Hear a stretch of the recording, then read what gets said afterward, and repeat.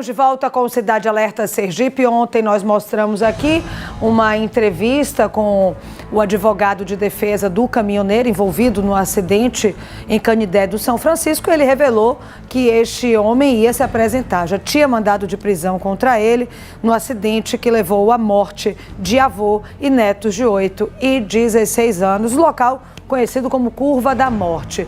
Lucas Moura ao vivo com a gente. É bem que ele falou que ele ia se apresentar, né, Lucas? Com você.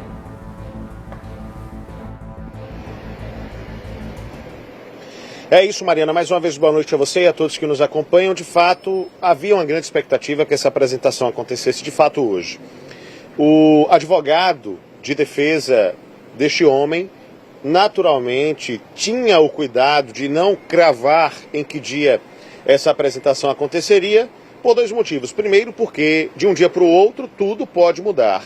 E o segundo motivo é que eles temiam bastante que o cliente deles sofresse algum tipo de, pelo clamor popular, linchamento público, algum tipo de exposição pública que colocasse em risco a sua segurança física, bem como também a sua moral de alguma forma, ou algo que piorasse ainda mais a sua imagem diante da população, já que, repito, é um caso de grande clamor popular. Então o advogado não quis cravar que a apresentação aconteceria hoje, mas a gente já imaginava que se ele disse que acontecia nos próximos dias e disse isso ontem, seria mesmo hoje o dia mais próximo e mais provável de que isso tudo acontecesse. Contra esse homem havia um mandado de prisão preventiva em aberto. Esse mandado de prisão agora está cumprido, esse homem está preso, apresentou-se à delegacia. E mais um detalhe, eu vou chamar a sonora do delegado, vamos acompanhar o que o delegado que investiga o caso diz sobre o assunto, mas com um detalhe: a apresentação não aconteceu em Canidé de São Francisco, que é a cidade na qual reside esse homem e a cidade na qual toda essa história teria acontecido.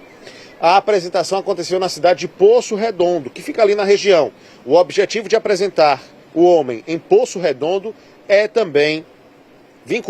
também vinculado à ideia de que não houvesse nenhuma movimentação popular e que a segurança física dele estivesse garantida, pelo menos é isso que afirma a defesa. Então, nós tivemos hoje a apresentação dele no município de Poço Redondo e não em Canidé de São Francisco.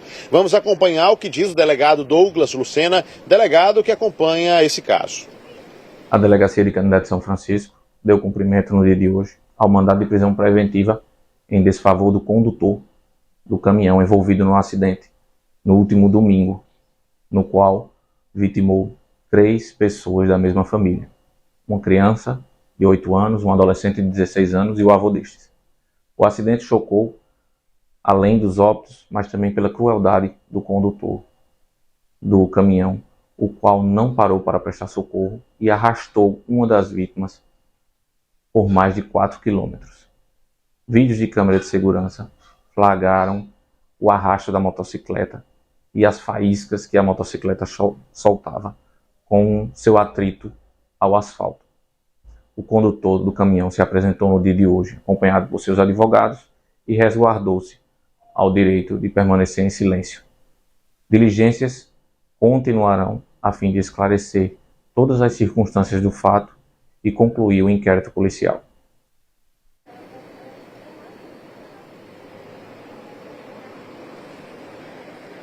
Você observa, Mariana e todos que nos acompanham, que o homem, assim que foi preso e ouvido em sua audiência de custódia, todo cidadão preso tem o direito de passar por uma audiência de custódia e, nesse momento, ele, ouvido, usou o direito constitucional que tem de permanecer em silêncio. Afinal de contas, ele não é obrigado a produzir provas contra si. A gente lembra, o delegado falou, mas só rememorando aqui, esse caso teria acontecido no domingo. É um caso que, de acordo com a polícia, não é um simples acidente, trata-se de um caso de um crime, de acordo com a polícia, que foi praticado na SE 230, conhecida como Rota do Sertão, na altura já ali do município de Canidé de São Francisco. De acordo com os relatos, estava este homem agora preso em um caminhão, quando esse caminhão teria se chocado com a motocicleta. Na motocicleta estaria um idoso e um jovem e uma criança. Ele era o idoso avô dos dois outros passageiros da motocicleta. A criança tinha 8 anos e o jovem 16. De acordo com os relatos, os 3 morreram por resultado desse acidente, mas não apenas pelo choque imediato do acidente. Os relatos, pelo menos é o que se ouve, é de que esse homem que pilotava e dirigia o caminhão teria percorrido ainda 4 quilômetros arrastando não só a motocicleta que estava enganchada, presa na parte inferior do veículo, como também o homem, o idoso, que foi vítima de toda essa história. 4 quilômetros percorridos, só depois, em um outro ponto, o homem teria parado o caminhão em um posto de combustíveis e mesmo depois de ter parado, a polícia relata que ele não acionou nem a polícia, nem os socorristas, enfim, ele não esboçou nenhum interesse em prestar socorro. Isso é o que diz a polícia. O fato é que nós temos um idoso, um jovem, uma criança, 3 pessoas da mesma família, avô e 2 netos, mortos. Mortos nessa situação muito trágica para essa família que agora está enlutada. A bem da verdade, nós ouvimos ontem aqui a defesa desse homem, os advogados que representam o suspeito desse caso. Ele ainda não é indiciado, então deve ser tratado como suspeito, o inquérito policial ainda não acabou, é apenas um suspeito, é investigado em toda essa história, e a defesa disse que ele não sabia que estava preso sob o seu veículo a motocicleta e também esse homem estavam presos, a motocicleta e também o idoso que acabou morrendo, que ele não teria percebido, só percebeu um pouco mais à frente. A defesa afirmou também que ele buscou um local seguro para poder parar o veículo, e só depois que ele chegou nesse local seguro e parou o veículo é que ele conseguiu, de alguma forma, tomar alguma atitude. A atitude inicial dele foi procurar um advogado que deu a ele uma assessoria informal no seu município. O advogado disse que não era para ele fazer nada e apresentar-se somente depois de 48 horas. Ou seja, os advogados atuais alegam que o advogado que o consultou informalmente no dia foi que o induziu a não prestar socorro, a não procurar a polícia. Cada um tira a sua conclusão, a gente está aqui para trazer as versões de todos envolvidos nessa história. Mariana, é importante dizer, o condutor da motocicleta, o idoso morto, estava naturalmente com excesso de passageiros, havia 3 pessoas na motocicleta, o uso do capacete não era feito naquele momento, então existe uma série de situações aí que já colocava naturalmente, por infrações às regras de trânsito, a vida do idoso e do jovem, da criança em risco. Mas em absolutamente nada a gente pode dizer que isso dá margem para uma situação em que se atropela 3 pessoas e não se presta socorro. Então, a ponderação dessas questões será feita primeiro pela polícia, que investiga o caso, decidirá se indiciará e por qual crime indiciará esse homem, depois pelo Ministério Público, caso haja indiciamento em relação à denúncia que pode ser realizada, e depois a conversa fica com o judiciário. O fato é, um homem atropela 3 cidadãos, uma criança de 8, um jovem de 16, um idoso, segue seu caminho, para em um posto de combustíveis e em nenhum momento esboça interesse ou intenção de acionar socorristas ou polícia para prestar socorro. Por si só, já é algo que revolta bastante, independente das circunstâncias iniciais do crime. A defesa dele, repito, alega que isso aconteceu porque ele foi mal orientado.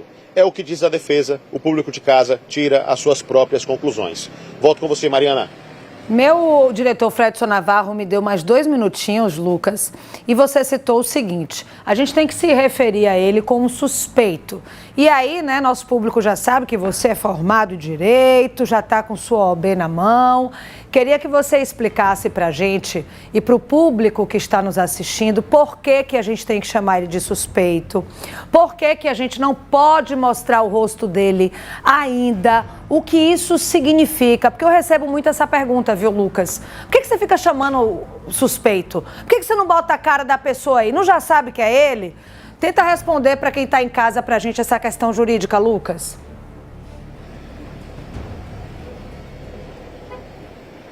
Mariana, em relação ao termo que a gente usa, suspeito, é muito simples do público de casa entender. Até que se finalize o inquérito policial e a pessoa se torne indiciada, né? Quando o delegado, a autoridade policial, finaliza o inquérito e decide indiciar alguém, ou seja, decide que alguém cometeu um crime, essa pessoa se torna indiciada. Ou seja, para a polícia ela cometeu um crime. Até esse momento, a gente trata sempre as pessoas que estão sendo investigadas como suspeitos. Suspeitos ou investigados, mas nesse caso o termo utilizado é de suspeito. Por quê? Porque no decorrer das investigações, absolutamente tudo pode mudar.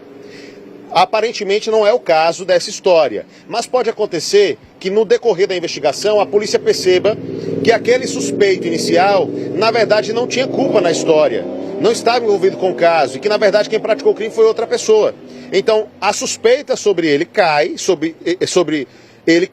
e vai em direção a uma outra pessoa. E justamente para que não haja condenação antecipada, é que se trata, até que chegue ao fim do inquérito policial, a pessoa como suspeita.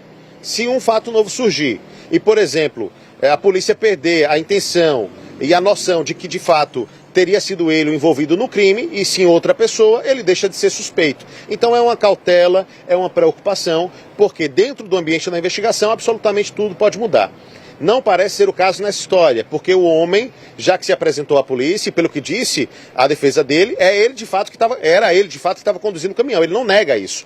Então, ele será o suspeito de todo o caso até o final e a polícia vai decidir se indicia ou não. Mas existem casos, a gente acompanha muitos aqui, Mariana, em que a polícia começa com uma linha de investigação, aí tem um suspeito. Daqui a pouco essa linha de investigação cai, aparece outro suspeito. Se a gente condenasse antecipadamente o primeiro suspeito, obviamente que seria bastante complicado, porque essa pessoa, nesse exemplo que eu estou dando, não tem nada a ver com essa história. A mesma lógica vale para a sua segunda pergunta, que é a divulgação da imagem, né? A gente tem muito cuidado em relação a isso. Via de regra, a gente torna pública a imagem apenas no momento que a polícia faz isso, porque a polícia fazendo é porque nós temos uma autoridade, uma instituição séria, uma instituição que faz isso com bastante cuidado, que está dizendo, olha, essa pessoa é a responsável pelo crime, é isso que a gente acredita.